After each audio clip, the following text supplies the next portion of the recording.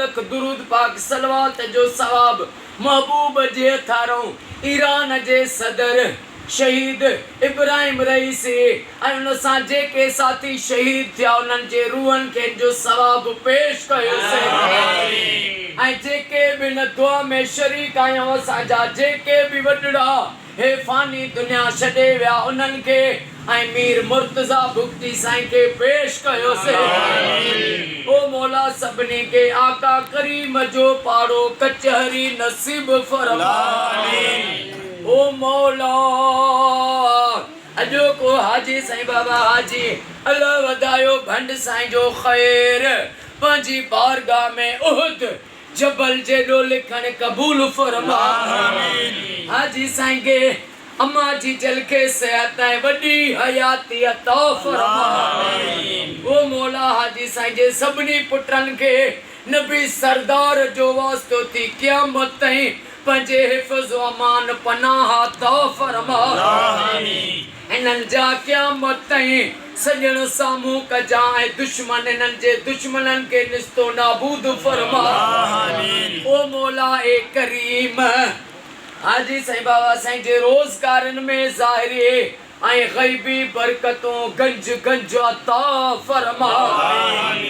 ओ मौला जेके भी दुआ में वेठा असां सभिनी के रोज़ी अता फरमा ओ मौला जेके बीमार आहिनि उन्हनि के शफ़ा अता फरमा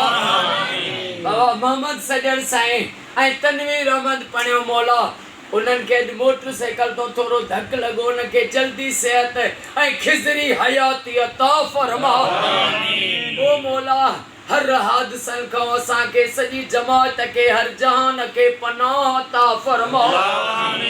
आका जी सारी उम्मत के फिरके वारियत खां बचा असां जे सिंध धरती वतन पाकिस्तान के पंजे हिफ्ज़ अमान अता फरमा असां जे मुल्क जी पाक फौज आर्मी के हर मोड़ ते कामयाबी फतेह ऐं इज्जत अता फरमा सजी जमात जो अज बेड़ो तार किबला साईं दीदार अहमद सियाल साहब के मोहम्मद बिलावल साईं के सेहत वडी हयाती अता फरमा इन्नल्लाह व मलाइकतहु युसल्लूना अलन नबी या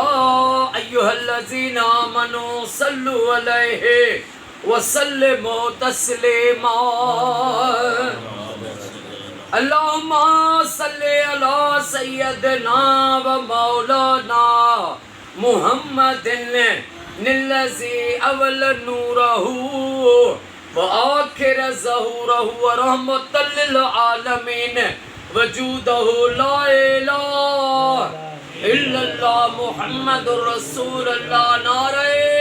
हैदर